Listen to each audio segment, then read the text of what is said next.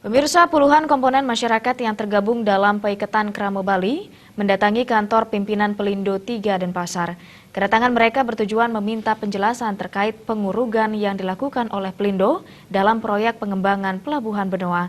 Kedatangan para tokoh ini diterima langsung GM Pelindo 3 Iwayan Eka Saputra.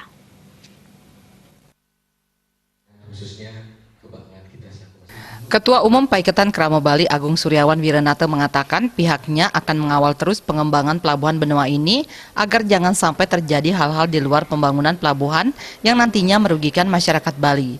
Ia juga meminta pihak Pelindo 3 melakukan pengukuran ulang terkait pengurugan yang dilakukan.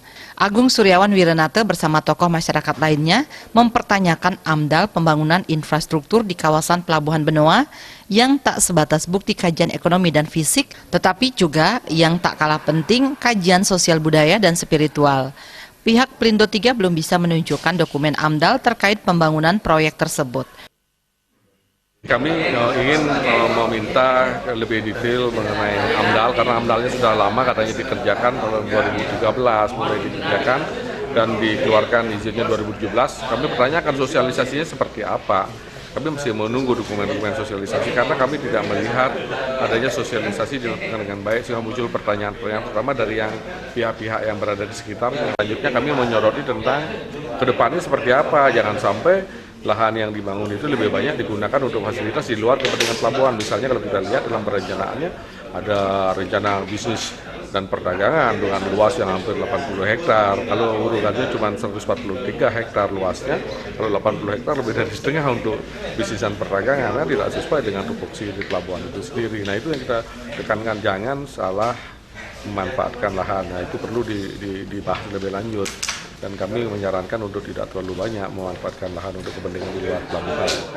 Sementara itu, General Manager PT Pelindo 3 Cabang Pelabuhan Benoa Iwayan Eka Saputra mengatakan pihaknya telah bekerja sesuai dengan ketentuan dan peruntukannya. Dirinya juga mengatakan seminggu lalu audit telah dilakukan oleh bagian hukum Kementerian Lingkungan Hidup sehingga pihaknya tidak boleh keluar dari hal-hal yang sudah diizinkan. Pengurugan yang dilakukan tersebut diperuntukkan sebagai dumping area sebagaimana rencana induk pelabuhan dan sudah memiliki izin AMDAL. Di lokasi proyek ini pengerukan alur, pembuatan kolam dan beautifikasi telah dilakukan. Pengerukan memang sudah selesai, cuman kita perlu penataan lagi, karena kan biar tidak tidak semrawut kelihatannya. Memang ke depan Pelabuhan Benoa perlu ditata. Jadi karena biar tidak membuat wisatawan juga jenuh ataupun tidak enak melihatnya, karena yang dibutuhkan wisatawan adalah kebersihan, kenyamanan, keamanan dan hijau juga itu yang perlu kita harus jaga, kita lestarikan agar Pelabuhan Benoa ke depan semakin menarik untuk wisatawan tanpa harus meninggalkan kearifan lokal. Yang 80 hektar dikatakan manfaatnya. Itu hanya sebagian kecil aja yang kita dialokasikan, tapi bukan untuk perdagangan karena di sana itu nanti ada curah cair sama gas.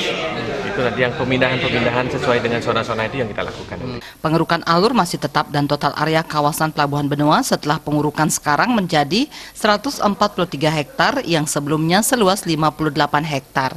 Alit Setiawan, Bali TV.